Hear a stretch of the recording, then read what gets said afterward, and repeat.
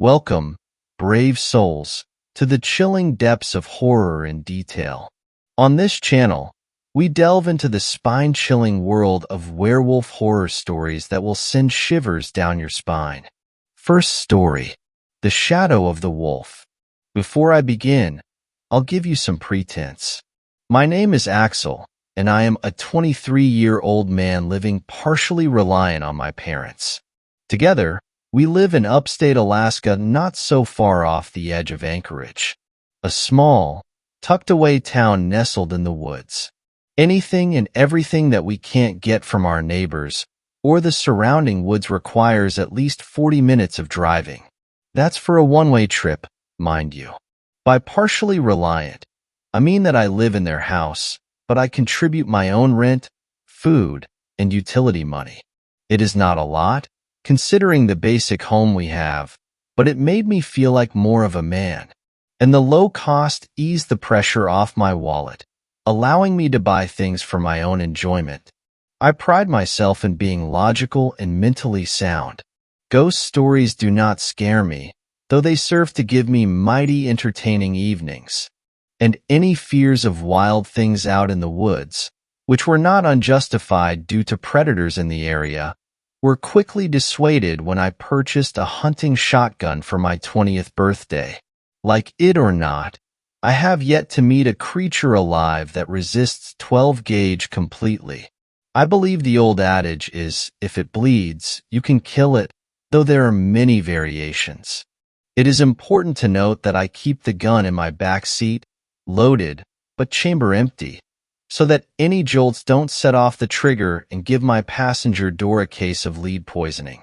So, understanding all of this, I hope you can come to realize why the fear I felt was so foreign, so intense, that I became afraid of the fear itself. It began one evening, a normal day with clear skies that had been woefully uneventful, a fact doubled by my boss letting me know that he had enough hands on deck for the weekend. There was a lack of snow on the ground, a rare occasion in winter, but the grass outside had frost on it that sparkled in the dying light of the sun. My mother had asked me to drive to the store and pick up a few groceries. Meat was already taken care of, so it was just a few simple herbs. Any annoyance at taking such a long drive for likely no more than $10 of ingredients was far overshadowed by the satisfaction of having something to do. Grabbing my keys, I quickly ran across the driveway, trying not to breathe the far below frozen air too deeply. The rusted old truck I drove had a terrible heater, and I probably wouldn't get much warmer until I made it to the store. With my breath fogging against the windshield, I made my way into the back roads. On either side of me, extinguishing any light the near-dead sun would have allotted me, were thick masses of pine trees. The first half of my journey was uneventful, as was the shopping itself, save for one detail. Animal Crossing signs were always prevalent on these roads, moose being the main threat. So when I saw a new sign, one with fresh paint and an odd red reflective coat, I couldn't help but read it. Warning: timber wolf pack sighting. Aside from the silhouette of a large wolf on the sign, no other indicators were given. I can admit now that the choice of wording was a bit strange.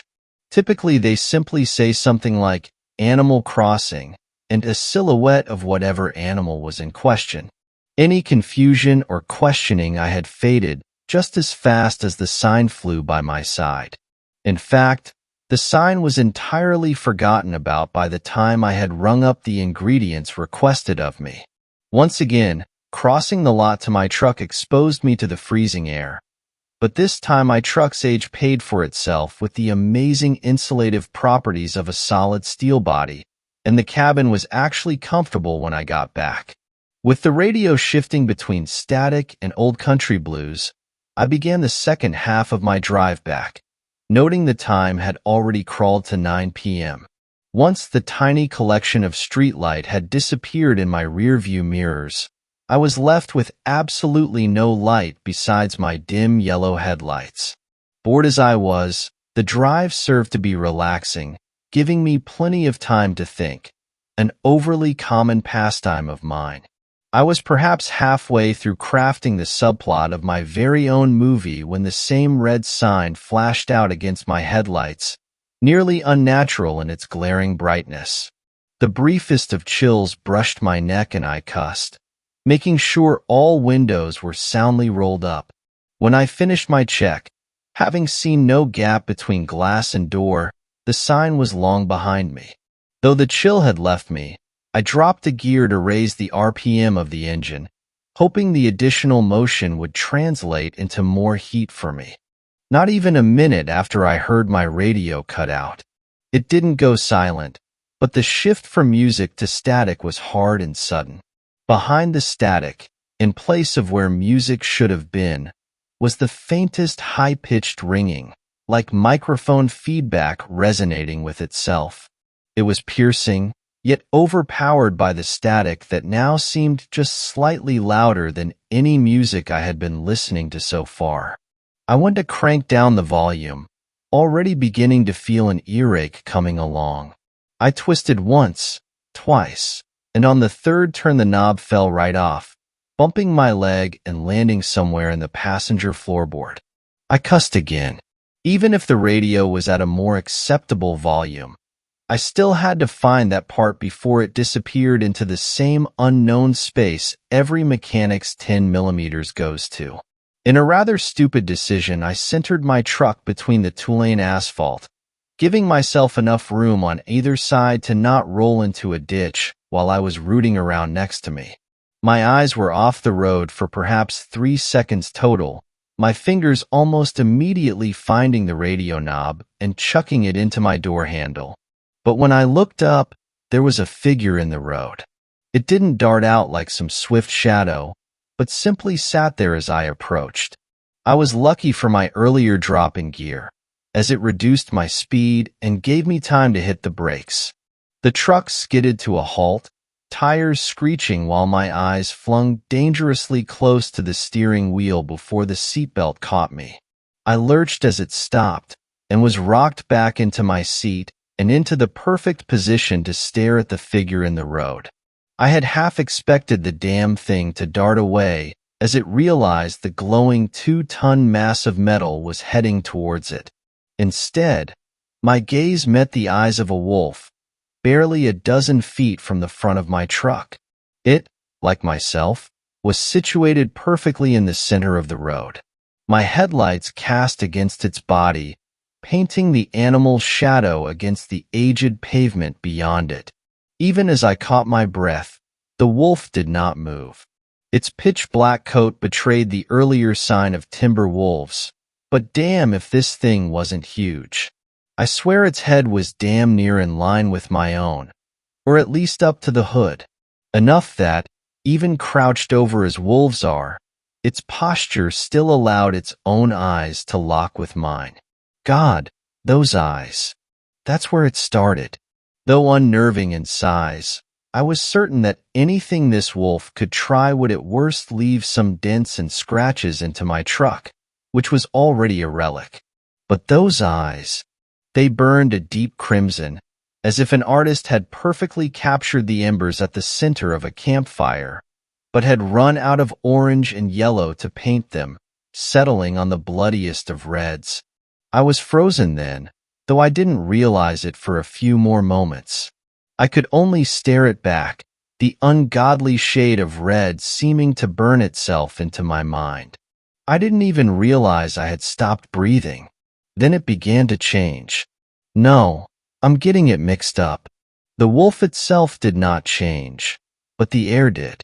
The radio static, having before been reduced to nothing but a dull roar in my ears, was ever so slowly ramping up in intensity.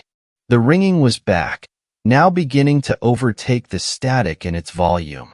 My ears stung, my eyes burned. I was cold. Everything continued getting worse from there. I began shivering subconsciously as I gazed at the wolf, seeing its massive form casting shadows behind it. Was it closer now? I couldn't tell. From my peripheral vision, my eyes still locked with its own, I could see movement behind it. The shadows were moving, rolling, bubbling, shifting. They grew and shrank, stretched and contracted. God, it felt like the shadows were screaming at me. It felt like the wolf's eyes were glowing brighter. God, it was closer. Not by much, maybe only a few feet, but it had moved. How did it move? I was staring right at it, unblinking even, and yet I never saw a thing. I felt cold, beyond cold. Like the chill seeping into my veins was slowly coagulating my blood, thickening it until it felt like my heart was pumping slush through my veins. I wasn't breathing. The fear started then. First it was confusion, then apprehension, and now I was afraid. The moment I realized the fear, it seemed to multiply hundreds of times. I couldn't scream, couldn't move, but I had to, primal fear taking over me.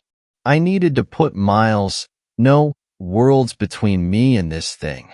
My body shook violently, damn near seizing. Whether it was from the cold or my efforts to move, I cannot say. It was closer again, 6 feet at most. Those shadows still rolled, ripping apart and converging like mutating meat. The feeling was beyond fear now. It wasn't simply me being afraid of being mauled to death by this wolf. No, in that moment mauling would have been a better alternative. It was as if I was afraid this creature would somehow destroy the very idea of me, rending my soul into tatters and tearing into my spirit like fresh, bloody meat. Escape was no longer on my mind, at least not physical escape. As the wolf approached, somehow moving despite my eyes telling me otherwise, it placed a paw onto the hood of my truck. I began straining for a different kind of movement. I tried to reach in the back, towards the shotgun I kept in the seat. No, dear reader, I was not reaching back with the intention of placing buckshot into this creature's head. I was reaching backwards with the intention of killing myself, blowing my brains out at whatever cost, in the hope that the swift death it brought me might save my essence from being torn apart by this otherworldly predator. But I could not move. I was trapped in my own shaking, ice-cold body.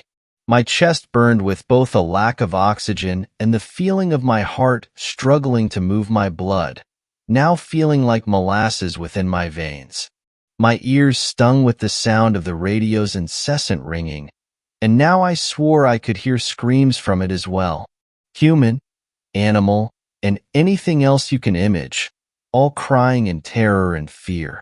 The wolf was perched entirely on my hood now, glaring down at me through the windshield as the entire truck had lurched forwards under its weight. Its gaze burned. The expression of the wolf was not what one would expect from a predator about to catch a meal. It seemed as if it was only observing me, waiting for me to die. Soon I would, as I was now certain my heart had given up its futile effort to move my frozen blood. Then, barely audible over the radio, there was another sound. A deep, splintering crack, far unlike anything simply stepping on a branch. It was the sound of an entire tree's trunk being swiftly rent apart. The wolf's head snapped to the side, freeing me of its gaze.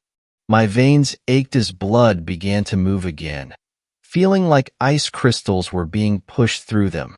I raked in a breath of air, one that was not ice cold, but rather the stale warm air of my truck's cabin. Along with the wolf, I instinctually turned to the source of the sound. It was a moose, but different. Its pelt was stark white against the black trees, its eyes glowing an incandescent blue, everything about it nearly mirroring the abomination perched on my hood, except its size. The sheer size of the beast caught me off guard. The wolf was still within the realm of possibility, though surely would have been the apex predator of whatever area it called home. But this moose was beyond massive, at least 12 feet at the shoulder with a rack wider than my own truck. Looking at it, I found the source of the cracking sound that had shook me loose of the wolf's impossible grasp. A pine tree, fully grown and plenty stout, had been shoved over by this thing's antlers. Now, its view unobstructed, it only stared at the wolf. And the wolf, for the first time since I had seen it, began to growl. The pitch-black fur on its back raised up as the wolf crouched, digging its claws into the hood of my truck. The growl was deep and rumbling, shaking the frame of the truck so much that I could hear loose objects rattling around. The moose responded, letting out the signature keening scream of a reindeer, but much lower. This sound shook my bones. The massive moose drug its hoof across the ground, creating a divot wide enough to make a sound grave, and snorted as it lowered its own head. The wolf, clearly far beyond anything I could hope to kill, began to back away. Like mercury, it seemed to almost flow off the hood of my vehicle, crouching onto the ground and retreating backwards into the woods, never breaking the gaze between the two creatures. When it was out of sight, and my blood had significantly thawed, the moose shifted its gaze to me. I felt no fear from it, but I did not feel like it was an ally either. Snorting again, it jerked its head down the road, as if telling me to leave, telling me that I wasn't welcome. I needed no further incentive to floor the gas, rocketing up to 80 miles per hour on thin back roads all the way back to my home. A 30-minute trip turned into just over 10 minutes, but it was long enough for my labored breathing to slow and for warmth to finally creep back into my bones. Upon my return, in which I sprinted from the driveway to the door, my parents must have known something was up. Deep inside, I knew that they would never believe me if I told them everything. So I told them what I could. I nearly hit an animal on the road, a wolf, and in swerving I nearly fell into a deep ditch. Though they looked at me strangely, I told them the same thing I'll tell you. If you are alone on the roads at night and you see a wolf, don't stop or swerve. Simply look down and press the gas. Second story. There's something wrong with the moon. There's something wrong with the moon. I first noticed it as I was driving home from work. Through the crisscrossing branches of the treetops, I saw a flash of white, and my brain immediately thought it was some sort of early Christmas decoration, like a lit star on top of a building. Of course, a second later, I realized it was the moon, but I could see why my brain went there. It looked just a little bigger, a little brighter than it should have been. A big white ball, shining down on me like an eye. Throughout the drive home, as soon as the moon peeked into view, my eyes immediately snapped to it. It was jarring, different. As products of evolution, our brains are programmed to notice changes in our surroundings. New things, different things. It's why we notice a speck of dirt on the floor, instead of the dozens of whorls in the wood or the way the carpet fibers push together. Our eyes go to it because it's different. And my eyes kept going to the moon. When I got home, I told my husband, "The moon looks weird." He joined me at the window. We stared up at it together. It was perfectly full, a perfect circle floating in the endless expanse of space. Wait, wasn't it just a crescent moon a few days ago? Rich asked me. Maybe. I pulled out my phone. I searched for a few minutes, and then I found it. A moon calendar. My heart dropped. It's supposed to be a new moon right now. Rich took the phone from me and stared at it. What? We both looked at the calendar. Then I searched for more moon calendars. But they all said the same thing. Tonight was supposed to be a new moon. I started through the house, closing the blinds. Rich followed me. What are you doing?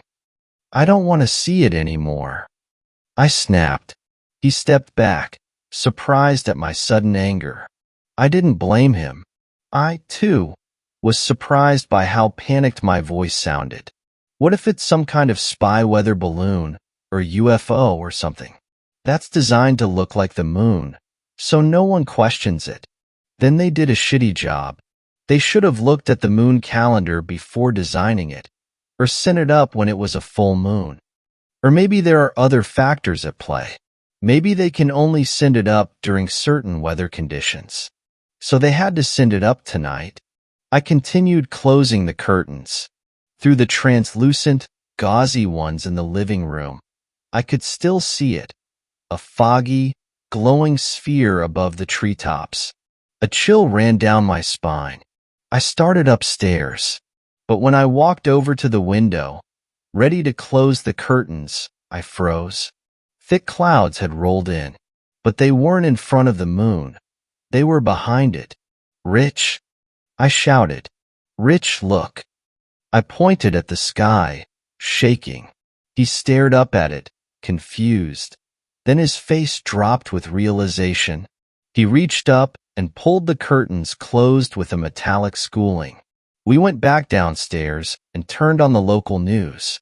But there was nothing about it. Nothing about the fake moon floating in the sky. "It can't be that high up," I whispered, "if it's in front of the clouds. It's probably one of those spy balloons, like you said." I texted a few of our friends in town. Only one texted back. He'd noticed the moon looked bright, but hadn't thought through it more than that. Now he was freaking out just like we were, as he noticed the clouds behind the moon, just like we did. As Rich and I sat together, talking about what this could possibly be, something caught my eye. Movement. Through the translucent curtains in the living room. I ran to the window, parted them slightly. I gasped as I watched the moon ripple. That was the only way I could describe it. Like the image was some huge piece of cloth, balloon or otherwise, hit with a gust of wind. The craters rippled and shivered, and then the moon went out. As my eyes adjusted to the darkness, I could barely make out a black, circular silhouette floating up in the sky where the moon had been. It floated upwards and disappeared. This was about a week ago. Since nothing else happened, and the balloon or whatever it was didn't reappear, I thought that was the end of it. Whatever it was, it had completed its journey and moved on to other things. But I was wrong. Because this morning, I received a text message from an unverified number. It was a photo, an aerial view of our house, taken from maybe 1,000 feet up. Detailed enough that I could make out the half-built garden in our backyard, the chairs on our deck. After talking to our friends, we learned they'd received similar images of their own houses in startling detail. But we all got the same message.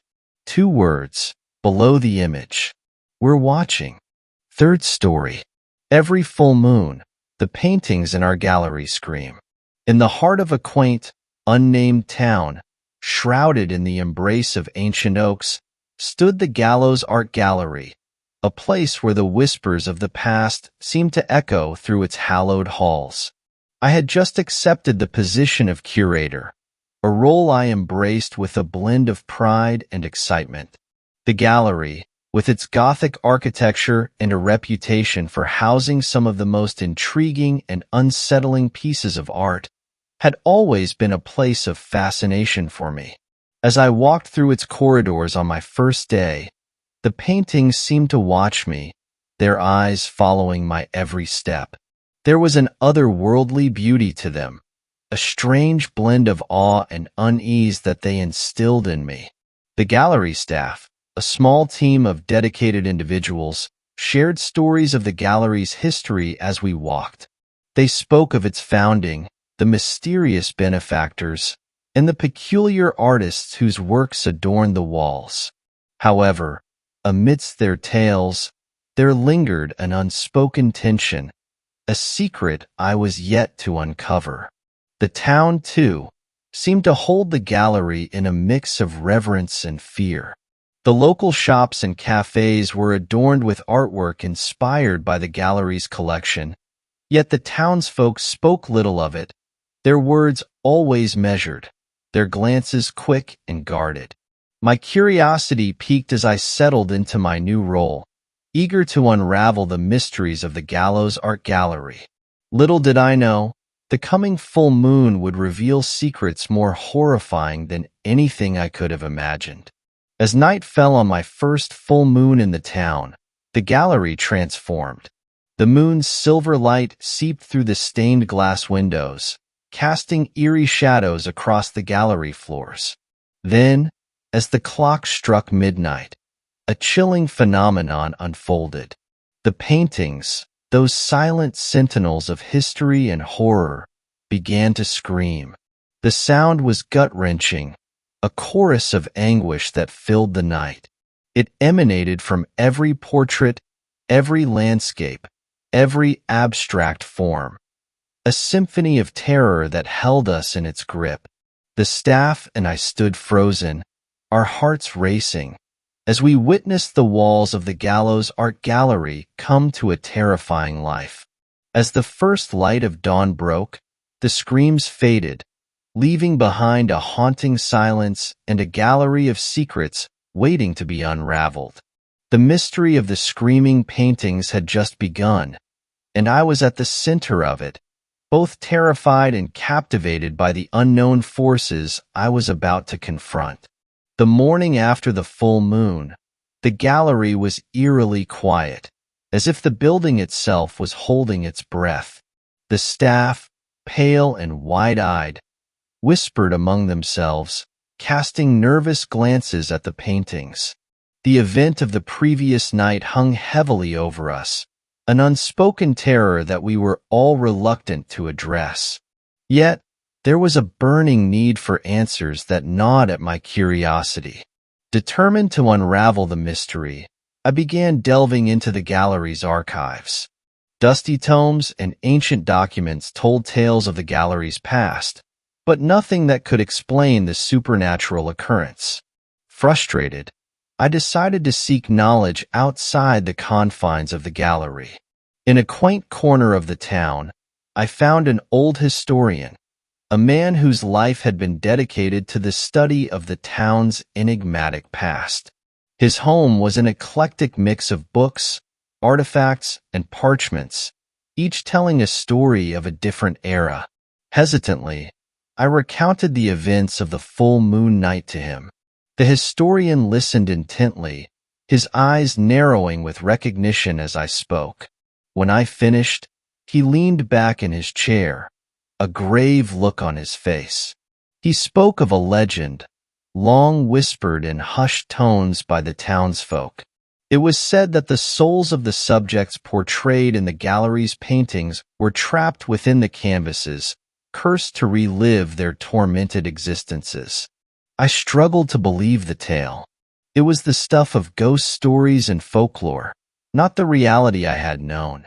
But the historian's words resonated with a chilling truth, especially after what I had witnessed. Returning to the gallery, I shared my findings with the staff.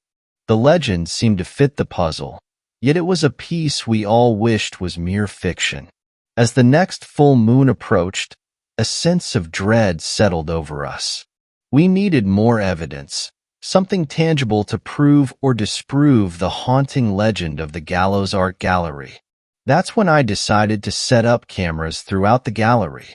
If the paintings were to scream again, I wanted to capture every moment, every detail. Perhaps, in those recordings, lay the answers we desperately sought. The stage was set, and as the night of the next full moon drew near, a silent prayer lingered on my lips, a prayer for understanding, for courage, and for the strength to face whatever horrors awaited us in the screaming gallery. The night of the next full moon came with a tension that clung to the air like a thick fog. The gallery, under the watchful eye of the moon, seemed to bristle with an unseen energy. The staff, though apprehensive, stayed to witness what might occur, their curiosity overcoming their fear. As the curator, I felt a responsibility not only to uncover the truth, but also to protect them. As midnight approached, we waited in silence, our eyes fixed on the paintings. The cameras, strategically placed, recorded every corner of the gallery. Then, as the clock chimed the arrival of midnight, the screams began anew. It was a sound that could chill the very soul, a cry of despair and anger that emanated from the ancient canvases. We watched in horror as the paintings transformed before our eyes. The figures within writhed and twisted, their painted expressions contorting into grotesque masks of agony. The screams were not just sounds but physical manifestations of the torment trapped within the frames. The night passed in a blur of terror and disbelief. When dawn finally broke, we were left exhausted and shaken. The gallery once again silent, but forever changed in our eyes.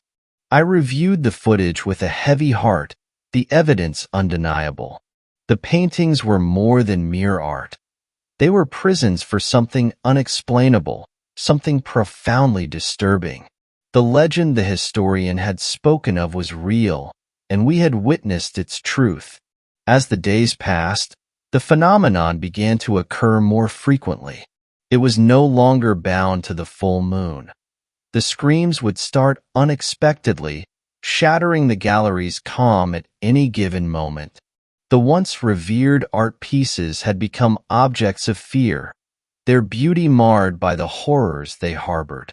Visitors to the gallery dwindled, rumors of the haunted paintings spreading like wildfire through the town. The staff, once proud to be part of the Gallows Art Gallery, now worked with a sense of dread, each of us jumping at the slightest creak of the old floorboards. I realized that we were dealing with something beyond our understanding, a curse that was escalating with each passing day. The need for action became urgent, but the path forward was clouded with uncertainty. How does one combat a curse that is centuries old? A terror that is as much a part of the gallery as the paintings themselves. As the next supermoon approached, a sense of impending doom settled over us. We were about to face the climax of this nightmare, and I feared what horrors it might bring. The gallery, once a place of beauty and history, had become a stage for a terrifying spectacle we were powerless to stop. The night of the supermoon was upon us, and with it, the unknown terrors of the screaming gallery. The night of the supermoon arrived, casting an eerie, luminescent glow over the gallery. The staff and I gathered, a sense of solemnity among us. We had decided to face whatever came together, bound by a shared determination to end the nightmare that had enveloped our lives. As the moon reached its zenith, the gallery seemed to pulse with a malevolent life. The air grew thick, charged with a palpable sense of dread. Then, with a suddenness that took our breath away, the screaming started. It was louder, more agonizing than ever before, echoing through the halls like the cries of tortured souls. But this night was different. The paintings began to change, the figures within them contorting in ways that defied reality. Then, to our utter disbelief, they began to emerge from their frames. Like specters, they stepped into our world, their forms ghastly and distorted, yet terrifyingly real. The gallery descended into chaos. We scattered, seeking refuge from the nightmarish apparitions that pursued us. The figures, bound by some unseen force, wreaked havoc, their screams now mingled with our own.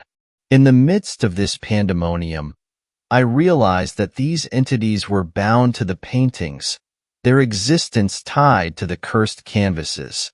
A desperate plan formed in my mind to destroy the paintings and, hopefully, the entities with them. Gathering my courage, I made my way to the storage room, where we kept the inflammable solvents and materials used for restoration. The gallery was a maze of terror, each corridor filled with the screams and ghastly figures of the paintings come to life. Finally reaching the storage, I grabbed what I needed and began the harrowing task of dousing the paintings in solvent. Each step was a battle against fear and the surreal entities that sought to stop me. The climax of the night came as I set the first painting ablaze. The flames consumed the canvas, and the figure within let out a final, ear-piercing scream before vanishing. Emboldened, I moved from painting to painting, setting each one on fire. The gallery became a pyre, the flames a beacon of our desperate struggle. The staff, seeing my actions, joined in, helping to destroy the remaining paintings. The entities, their forms flickering and fading, fought back, but their power waned as the paintings burned. As the last painting turned to ashes, a deafening silence fell over the gallery. The entities were gone, the curse lifted. We stood among the ruins of the gallery, the moon's light filtering through the smoke-filled air. The night of terror had ended, but at a cost we were only beginning to comprehend. The supermoon's light waned, and with it, the nightmare of the gallows art gallery drew to a close. The screaming had ceased, but the echoes of that night would haunt us forever. We had faced the unknown and emerged victorious, but the scars of that night would remain, a reminder of the horrors that lurk in the shadows of history and art. In the aftermath of the inferno, the dawn greeted us with a somber light. The once grand gallows art gallery lay in ruins, its walls blackened and its treasures reduced to cinders. The air was thick with the smell of smoke and the remnants of lost history. We, the survivors of the night, stood amidst the ashes, each lost in our own thoughts of the ordeal we had endured. The town, roused by the sight of the burning gallery, gathered in silent disbelief. Their once proud landmark was now a charred shell, a testament to the unknown terror that had lurked within. The staff and I were questioned by the authorities. Our accounts met with skepticism and disbelief. How could we explain the unexplainable? The truth was too bizarre, too frightening to be comprehended by those who had not witnessed it. In the days that followed, the gallery became the subject of rumors and wild speculation. Some spoke of a curse, others of a mass hallucination. The truth, however, remained known only to those who had lived through it. I spent my days wandering the remnants of the gallery, the memories of that night haunting my every step. The decision to burn the paintings weighed heavily on me. Though it had been necessary, the loss of such historic art was a tragedy. But what choice had we had? The gallery had harbored a darkness that threatened not just us, but potentially the world beyond its walls. The local historian, the man who had first told me of the legend, visited me among the ruins. He spoke of cycles, of history repeating itself, and of the possibility that the curse might not be fully extinguished. His words were a cold comfort, a reminder that some mysteries were better left unsolved. In a final act of closure, I decided to leave the town. The gallery had been my dream, but that dream had turned into a nightmare. The staff, too, dispersed, each seeking to put the distance between themselves and the memories of the gallery. The Gallows Art Gallery was eventually demolished, the land left barren, a hollow scar in the heart of the town.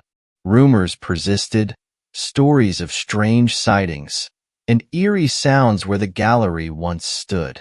But no one dared to investigate. The legend of the screaming paintings became just another ghost story, whispered in the dark corners of the town. The final scene of my story takes place years later, in a different town, in a new art gallery. A set of paintings, eerily reminiscent of those from the Gallows Art Gallery, hangs on the walls. Unbeknownst to the visitors who admire them, a familiar cycle waits to begin anew. The truth of the screaming paintings lives on, a haunting melody that refuses to be silenced. The curse, it seems, was not fully vanquished, merely dormant, waiting for the next unsuspecting curator to unveil its horrors once again. Years passed since the night the Gallows Art Gallery was consumed by fire, and with it, the cursed paintings that screamed under the full moon. The town slowly healed, its residents whispering less and less about the bizarre events, allowing them to fade into the realm of urban legends and eerie folklore. I moved to a different city, trying to rebuild my life away from the shadows of the past. Yet the memories lingered like ghostly echoes in my mind. The gallery and its horrors became a distant, though ever-present, part of my history. I avoided art exhibitions and galleries, the mere sight of a painting enough to stir the embers of that frightful memory. But fate, it seemed, had a cruel sense of irony. One ordinary afternoon, while strolling through a new city, I found myself drawn to a recently opened art gallery. Something inexplicable compelled me to step inside. The gallery was modern, its walls adorned with a variety of paintings. As I walked through the exhibits, a chilling sense of déjà vu crept over me. There, in a quiet corner of the gallery, hung a series of paintings that made my heart stop. They were different, yet hauntingly similar to those of the Gallows Art Gallery. The figures in these paintings had the same eerie quality, their eyes seeming to follow me, whispering silent pleas from their canvas prisons. A cold dread settled in my heart. Had the curse truly been broken, or had it merely spread, like a dark contagion, waiting to unleash its terror anew? The gallery owner, noticing my interest, approached and began to speak enthusiastically about the recent acquisition of these magnificent and mysterious pieces. I listened, my mind racing with questions. Where had these paintings come from? Were they connected to the ones that had once screamed under the light of the full moon? Or was this just a coincidence, a trick played by a mind scarred by trauma? The owner mentioned how these paintings were becoming the main attraction, drawing curious visitors, especially on full moon nights. A chill ran down my spine. The cycle was repeating, the curse undying. I left the gallery abruptly, my mind a tumult of fear and urgency.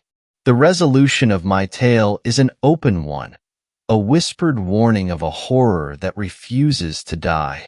The screaming paintings of the Gallows Art Gallery were gone, but their legacy lived on, a lurking threat hidden in plain sight. I often wonder about those new paintings, about the gallery that now houses them. Are they silent on full moon nights, or do they echo the screams of their predecessors? The answer is a secret I dare not uncover.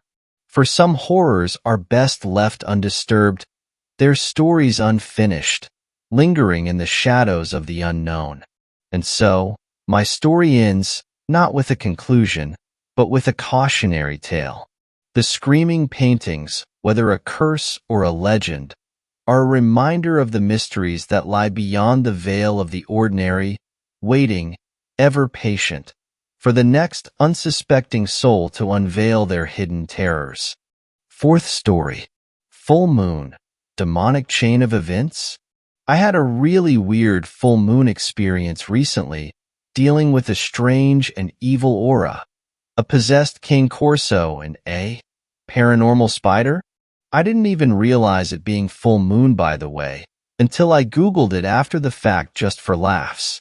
And as it turned out to be so, I got more certain something paranormal went down. Listen, I know nothing about this stuff, but I think full moon has to be significant when it comes to paranormal things. Right? Strap in, boys. This is sort of long. I'm not afraid of things. Even things I know I should be afraid of logically. Nothing makes my heart race. I got desensitized to scary things and emotions in general as a kid.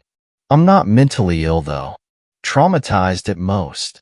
I don't rule paranormal stuff out, but I do think most paranormal stories are presented 99% of the time in an emotionally manipulative, hysterical, and dramatized way, which makes me not care. So, on the night of the last full moon of this winter, strange things happened. I was on a walk with my dog at night. We always go out pretty late. This was nothing unusual. The moon was super bright. It almost felt like daytime, and there was a strange, sinister energy surrounding me. Didn't hate it, TBH. I find all feelings amusing, since I usually am pretty flatlined. Important note. I was listening to an interview of a Catholic priest recounting stories of meeting the devil. It was nothing scary, though, and was rather undramatic. However, it's important to note, because it could have altered my psyche. Anyway, as we walked onto an alley we always walk through, I physically jumped out of fear. A lanky hooded man stormed past us. I tried to see his face, but it was in the shadows. For some reason, I was afraid of him. My heart raced, and I felt frozen in place. So, this sounds like nothing for a regularly functioning human, I am aware. Being on a dark alley and a stranger, who you can't make eye contact with, approaches could make one jumpy, for a good reason. Except it was me. That doesn't happen to me. I don't have the jump scare reflex, and I enjoy the unpredictability of stranger danger. This time, though, I felt an urge to turn back to my apartment, that something bad was going to happen. I didn't turn back, obviously, as I am a Gordon chose to cry type of a person in general. Though, I admit that moment left me shaky and paranoid for at least 5 minutes after. It wasn't the person, but the energy I felt was suffocating.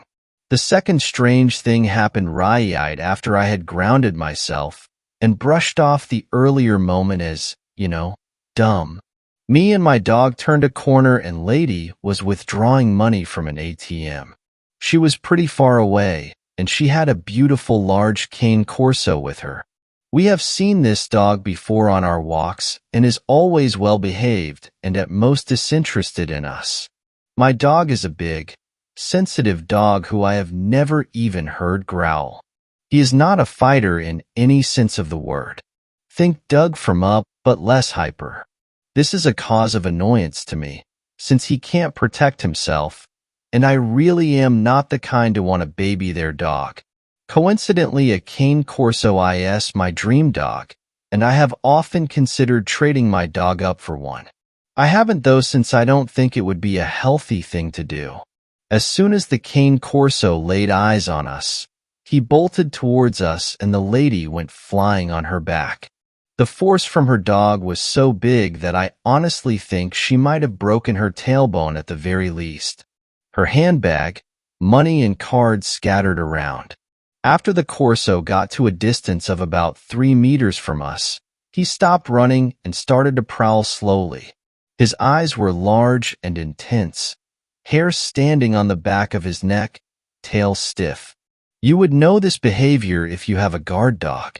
Minus the prowling, that was strange. I thought this was strange also, since this has never happened before, with this particular dog or any other. My dog is never in fights. Ever. Dogs can smell him being a beta from miles away. And I live in an area with an abundance of untrained, powerful guard dogs. Not once has any of them perceived us as remotely interesting. Oh, and by the way, you'd think this moment would have scared me more than the random hooded guy vibes. But nope. Back to my old self again. Well, I guess it's also due to especially not being afraid of dogs. A free cheat code for anyone who has a dog.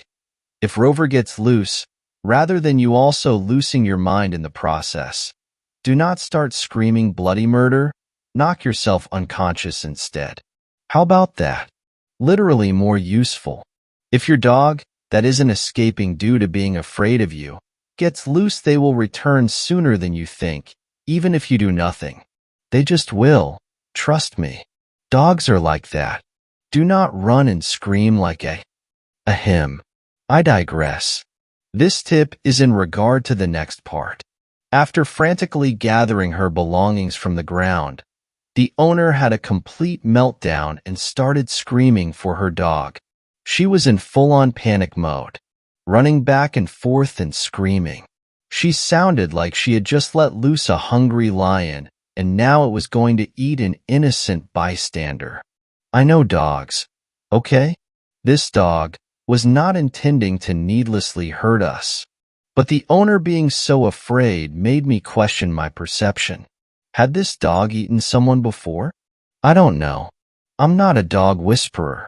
To our luck, the owner stayed at a distance, since her coming closer would have escalated things for sure. The dog did not flinch an ear towards the owner. As he got to us, he circled us very slowly a couple of times, measuring us up, and finally stopped to face my dog. They were inches away from each other, staring, eye to eye, long enough for me to get bored. I was doing some vet bill math in my head, tbh.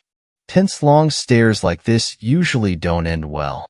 To my surprise, instead of hiding behind me or acting like a nervous puppy like he usually does, my dog stood his ground firmly next to me the whole time.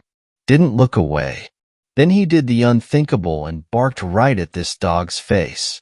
And just like that, the dog turned around and ran back to his owner. The moment was super strange and tense. Not because of what happened, pretty mundane in a different context, but when it happened, after the previous scare, Catholic Devil podcast, Full Moon.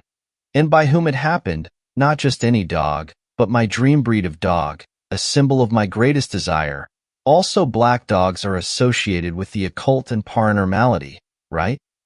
Also, this cane corso, who is usually so chill, had an aura of, like he wasn't there, but someone else was. I wasn't afraid of him. Not at all. So it has nothing to do with fear, but he didn't feel like a dog. It was someone else. Dare I say, demonic? And I think my dog saw it too, and that's the reason he wasn't afraid, because it wasn't a dog. And this right here is the problem of paranormal stories. They're based on vibes and energies that you can't understand unless you feel them. Super annoying. If we're being honest, I think in my heart of hearts that someone was inside this dog. Human-like, but obviously not human. A demon? Maybe. Full moon energies? Who knows? Oh, and the dog was called Rocco, which is the name of a Catholic saint of dogs. It's a fairly common name for a dog, but I thought that was a funny coincidence too, as I was listening to a Catholic priest during this encounter. Maybe Saint Rocco was inside of Rocco. Haha. The third strange thing is the most annoying to explain, because I will sound insane. I promise you I am not. This happened on the same night, after getting back from the walk. I had a really loud tinnitus ringing in my ear, and I felt annoyed, since I was getting ready for bed. I do get tinnitus from time to time, but it's never that loud. I could barely hear my own thoughts. I laid in my bed scrolling on my phone. There is a wooden stool next to my bed, and I had a copy of The Count of Monte Cristo on it. Suddenly, I saw a big spider crawling on it, the size and form of a black widow, but white/bone in color. Immediately as I saw it, I slammed my hand on the book to crush it, like a strange impulse/something I couldn't control. But as I looked down, the spider wasn't there. It wasn't anywhere. I seriously looked everywhere. I saw it though, as clear as I saw the book. Listen, my initial reaction to spiders is never to kill them. They're fascinating pieces of art. Yes, why if I saw anything as beautiful as this spider was. But this time I tried to kill it immediately, like I wasn't in control of my own body. And oh, by the way, in the 5 years I have lived in my apartment, have I ever seen a spider? Ever. Even in the summer, so. Yeah. That was a hallucination, obviously. Or, a ghost of a spider coming to say boo. Anyway, the next day I was a little wary of my surroundings and my mental state, trying to evaluate for a possible psychotic break. But no, Everything was back to normal. No tinnitus, no ominous energies, nothing. I did have a dream of drinking blood that was unpure, whatever that means, with a demon though. Which is unusual, obviously, but honestly I think that was just due to me thinking about the devil, but who knows? Maybe I signed a deal with the devil in my dreams. R.I.P. me. Conclusion. Was this all a coincidence? I honestly don't think so, but you be the judge. We'll be interested to hear if anyone has any experience with possessed animals though. Also, have you noticed the moon cycles having any part in these things? Fifth story. There is a werewolf wandering around the outskirts of Pittsburgh, Pennsylvania. It has taken me a while to collect my thoughts and be able to recall all of this. By now, at least 8 weeks have passed since I last sat down to write in this journal. I only kept keeping this because my therapist, a cute 30-something redhead, insisted I do so. My memory has been slipping away piece by piece. Parts of weeks are gone. Plans I've made suddenly lose their spot at the forefront of my mind. I started considering trying to do dream recollection and other methods to try and help sharpen my memory, but I can't even remember if I dream anymore or not. Had it been summer already? Where had the days gone? I was still experiencing PTSD from the following event that I accounted for in my journal. Here is what I wrote. It was the very end of spring. I remember it like it was yesterday. I moved to Pittsburgh from San Antonio nearly 6 months prior. Adjusting to the move and my new job as a chemist at the nuclear power facility out in Beaver County, I was still adjusting to things like the time change, the temperatures, although it had been an awfully pleasant spring thus far. That was all about to change, apparently. It was an average day in April. I'm not exactly sure of the date. It had been a Friday. I walked out of the security gates, collected my personal belongings that weren't allowed past security, and said my goodbyes to my coworkers. The sun was not even setting yet, a nice change from the cold, dark winters of the region. However, even today as I strode along the exposed parking lot, something felt off. It felt like 2 beady, yellow eyes were watching me. It was strange for me to suffer from paranoia, but I guess after bouts of insomnia due to a move, I had been more worse for wear than usual. As a chemist, my job really wasn't taxing or nerve-wracking. The added bonus of working on nuclear power was more of an excitement than deterrent to me, as these facilities were incredibly safe by now. To top it off, Pittsburgh was in a well-shielded region safe from the Midwest plains wrought with tornadoes. As well, the nearest fault line was the New Madrid, and it had been relatively inactive in recent times. So outside of human error, I really did not have much to worry about, and let's face it, humans didn't really even run these plants anymore. They were entirely digital. I unlocked my Ford F-150. I had recently picked it up to contend with the rugged terrain I'd constantly face while hiking in the summer months. As I unlocked it and prepared to open the handle, I thought I heard footsteps somewhere a few cars behind me shuffling quickly. This, on top of the feeling I was being watched, made me finally turn around to confront whoever was trying to prank me. "All right," I half shouted. "I hear you back there. Who was that? Frank? Monte. Oliver?" Frank was a systems specialist. He was your typical blue-collared, football and beer-loving 54-year-old. Monty was a Frenchman here to do work as an exchange program with Électricité de France.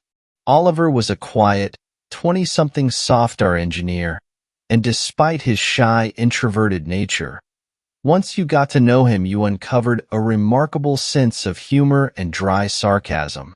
A very bright kid. I had been in my field for over 20 years, working on projects ranging from cancer drug trials to less legal chemical concoctions. I laid my first LSD tabs at 19 years old in the darkroom of the photography lab at the University of Texas. It was a wild ride, those days. but I had since settled down and had made myself more than I could have hoped for in so far as my career and life. Things had been great. Come on, guys, this isn't funny. I snapped back from my thoughts on my coworkers and just realized that nobody had answered me. Strange, I thought. Surely this was some kind of joke. Maybe I had been awake too long. My brain wasn't making the connection that a pile of leaves could have blown across the parking lot. And here I am, standing here, looking like a crazy person, shouting at someone that wasn't there.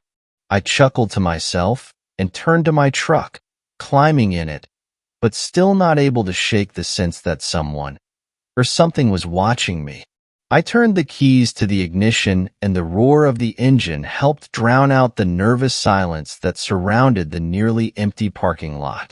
I took off, not wanting to look back in fear that I might actually see my phantom pursuer. As I drove away, the feeling intensified, and as it did, the accelerometer needle crept higher and higher as I sped home. The lock to my front door turned and the door swung open as I walked into the entryway and let out a long sigh of relief. Home.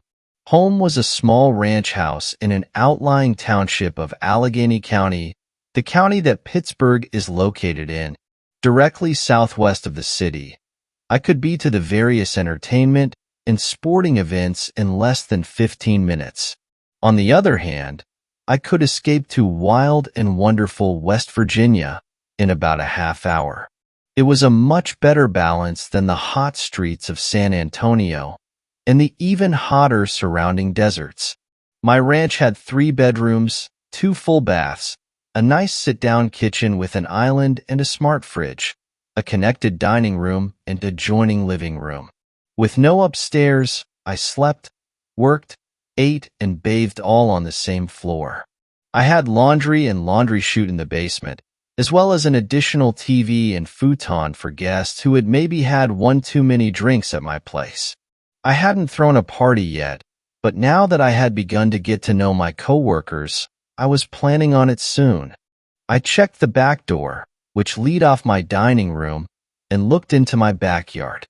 Nothing, just a white fenced-in yard, surrounded by overgrown vines and trees in the connecting yards. Behind the fence and directly behind my house was a vacant lot, and on the other side of that woods that stretched all the way down to Washington County. So, in essence, nothing. If anything were to happen, it would have probably been traveling for miles, I thought to myself. By the time it gets here from Washington, it's just going to want to take a nap. I plopped down on the sofa in my living room, mouth half ajar as I prepared to slumber off for the night and the weekend to come. The TV turned on as I flipped the remote and turned to one of the local news channels. I had caught the story just in time, as the anchor feverishly scoured through the teleprompter. Reports have been sporadic and sketchy from various residents in the area, but one eyewitness had this to say. I gulped, thinking back to the feeling of being watched in the parking lot, as a man in a John Deere hat, with a beer belly and wife-beater took frame in the camera. He began to speak to the off-screen reporter saying, "Alls I know is it was big. It had these sharp, white teeth, and when it saw you it would hiss like a rabid, wild animal. But it walked upright, you know? Like it was a man, but it definitely ain't no man. It was furry, almost like it had a full coat of a bear, or a black bear, but it definitely ain't no bear. I got my shotgun from the porch, but when I came back yonder, thing done up and had split." The reporter interjected, "Did you hear it growl or snort or anything?" "Yes'm, I suppose I did. It was hissing, but it ain't like no hiss I ain't never hear, you know. It showed dim, pearly sharp teeth done split up and vanish into thin air." The uneducated response was kind of humorous, but I wasn't really in a laughing mood at this point. "How did you know it was out here?" Obviously a pre-canned question by the reporter, as it rolled off the tongue perfectly in the next breath. "You see, that's the weird thing. I'm not sure what it was you call it, some sort of sixth sense or something, but I just felt like there was something out there. I told my wife, "Hey, wait, there's something out down yonder in the yard." My heart dropped and I changed the channel immediately. Shivers ran up and down my spine, as I knew, just knew, that I had been an experiencer of whatever this was. I debated calling into the news story and sharing my experience, but didn't want to even bother. This had been the stuff they wrote about in those kooky UFO books, or the weird Bigfoot books. Someone had just felt it. And if that didn't discredit me, I don't know what would. I'd be 58, trying to sell a copy of a book of the day I got spooked, desperately giving cryptozoological talks at conferences of weirdos and crazy people alike. I dropped that real quick and decided it was time for a movie. I flipped through the Netflix selections, still unimpressed at the streaming service. Nothing new, nothing good. Just the same old TV show selections, mostly from the 80s and 90s, and C-grade movies. Snap. I jumped up from my sofa, immediately clutching my Galaxy S5 and activating the flashlight switch. It was about 8 p.m. when the twig snapped out my dining room window, which I had opened to let the cool breeze in. A sense of dread and fear overwashed me. I should have called the damn news station and had them send a crew out. I could have got them on camera. I could have been the hero who killed whatever this thing was. Footsteps. One heavy, one softer, one heavy, one softer. They stop. I slowly crept towards the window, keeping low, almost like you do in one of those Call of Duty video games, so as not to make any noise in my house and tip off my position. This was it, I thought to myself. I was going to do something heroic finally. I was going to be a part of something extraordinary. The footsteps started again, this time receding back towards the fence, but again they stopped only after a few steps. I heard this hiss the man had described earlier as I slowly crept up to the window. There was a switch to the spotlight to my backyard, just between the door to the patio and my window. I quickly lunged for it, not wasting a second, and light flooded the backyard. I gasped in horror as my face squared with the window. Staring straight at me were two sickly, yellow eyes with black pupils and no iris I could see. The thing was walking upright, but it was covered in a silky, brown fur. It was looking straight at me. Obviously the light was flooding it so it couldn't see too well onto my patio. I doubt it saw me. I doubt it saw me at all. It quickly hopped over the fence, and I heard the footsteps, both now heavy, padding into the darkness. I sat by my window for the remainder of the night, with the light on. I had nothing but a kitchen knife and baseball bat at my disposal, but it never came back. The sun rose, and I ventured outside to investigate the footprints. Nothing. There was nothing even out here. I walked back inside and turned on the news to get an update. Nothing? No follow-up? I checked the websites. No reports, not even a recap. Wait, what? Had this actually happened? Was this real? When was the last time I slept? I couldn't even recall anymore. I swear, there had been something out there. That's where I ended it. Now it's been a long time since this happened. But since then, I swear every night, I hear something walking around my backyard. But every time I go to look, there is nothing there. It's been happening more frequently, almost as if it's getting ready for something. I'm still suffering from insomnia, and I can't help but get the feeling now that we're approaching an important event. An important event in my life that is going to define who I am for the remainder of it. I just wish I knew what it was.